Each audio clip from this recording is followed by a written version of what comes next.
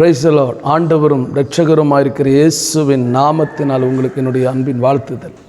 இன்றைக்கும் ஒரு புதிய வார்த்தையை நாம் தியானிப்போமா? நீதிமொழிகளின் புஸ்தகம் 23வது அதிகாரம் 10வது வசனம். பூர்வ எல்லைக்குறியை மாற்றாதே.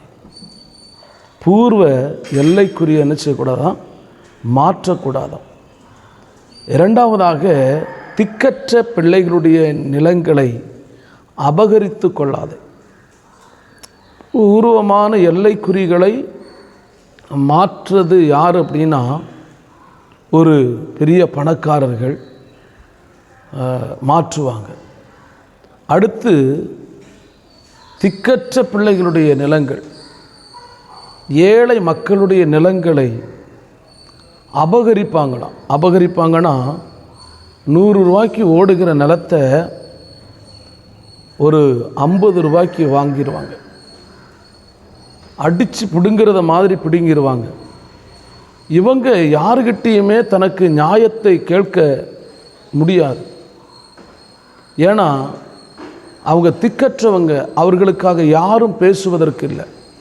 உண்மையாகவே இந்த சத்தத்தை கேட்கிற எத்தனையோ பேருடைய வாழ்க்கையில் தங்களுடைய நிலங்களை அபகரித்த மனிதர்கள் இருப்பார்கள்.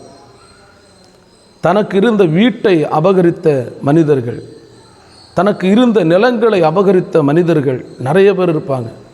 நீங்கள் என்ன நினைக்கிறீங்கன்னா, நம்ம இன்னொருத்தவங்களுடைய பொருளை அபகரிச்சிட்டோம், இல்லைன்னா அவங்கள ஏமாற்றி நம்ம வாங்கிட்டோம் அப்படின்னா, ஒருத்தனை ஏமாற்றிட்டோம் அதனால் நம்ம வாழ்ந்துருவோம்னு நினைக்கிறோம் இல்லையா?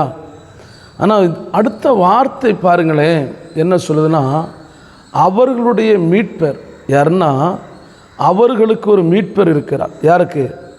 அந்த திக்கற்ற பிள்ளைகளுக்கு, அனாதைகளுக்கு, ஆதரவற்றவர்களுக்கு. ஒருவேளை நீங்கள் நினைக்கலாம், உலகத்தில் யார் அவங்களுக்காக வருவா?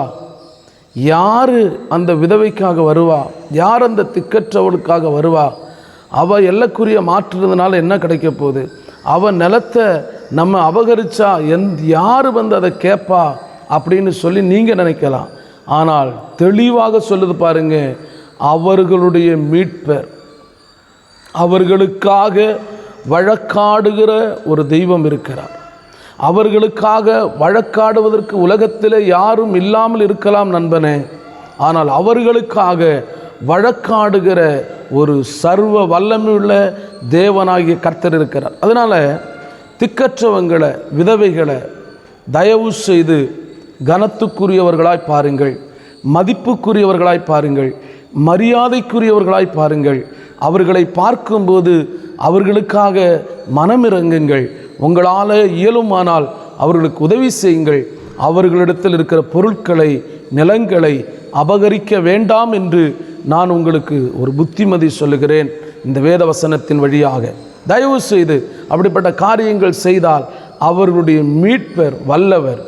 அந்த வல்லமை உள்ள மீட்பரை தடைப்படுத்துவதற்கு எந்த மனிதனாலேயும் முடியாது, எந்த சக்தியாலேயும் முடியாது, எந்த ஸ்தோத்திரம் ஆளுகை செய்கிறவர்களாலேயும் முடியாது. ஏன்னா அவர் வல்லமையுடைய தேவன். ஆமென்.